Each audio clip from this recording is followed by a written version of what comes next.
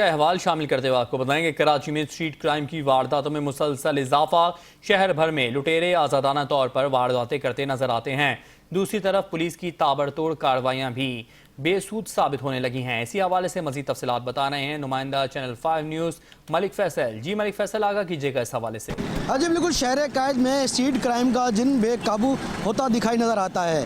जबकि अगर बात करें कराची में पुलिस की ताबड़तोड़ कार्रवाइयाँ भी बेसूद साबित होने लगी हैं। शहर में दंदनाते लुटेरे शहरियों को लूटते हैं और बआसानी फ़रार होने में कामयाब हो जाते हैं। जब हमारी शहरियों से बात हुई तो उनका ये भी कहना था कि जाएँ तो कहाँ जाएँ, जहाँ जाते हैं लुटेरे बआसानी असले के ज़ोर पर लूटते हैं और फ़रार होने में कामयाब हो जाते हैं। थाने जाते हैं तो दाद रसी भी नहीं मिली जाती। हमारे साथ एक शहरी भी मौजूद है, उनसे जानते हैं। सर यही है कि रात में डर लगता है कहीं जाने को। अब रोज़ी के लिए बच्चों के लिए निकलना है, कोई इतने वसाइल नहीं है कि अपना कारोबार नहीं है तो बाइक का ही सहारा है।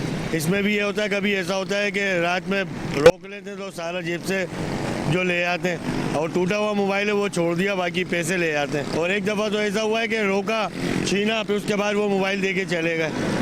अभी ये शहरी का कहना है कि दंदनाते लुटेरे जो आते हैं ना वो बाइक वाले को छोड़ते हैं ना किसी आम शहरी को, कहीं भी आते हैं वारदात करते हैं और वारदात करके फ़रार होने में कामयाब हो जाते हैं। जबकि अगर बात करें कराची पुलिस चीफ और आईजी सिंध की जानिब से जो अहकाम दिए गए थे अपने थानेदारों को, जिसमें स्नैप चेकिंग का दौरानिया बढ़ा दिया गया था, लेकिन वो सिर्फ दावे की नज़र हो गए। कराची में जगह जगह इस तरह की वारदातें होना अब रोज़ का मामूल बन गया है। जी।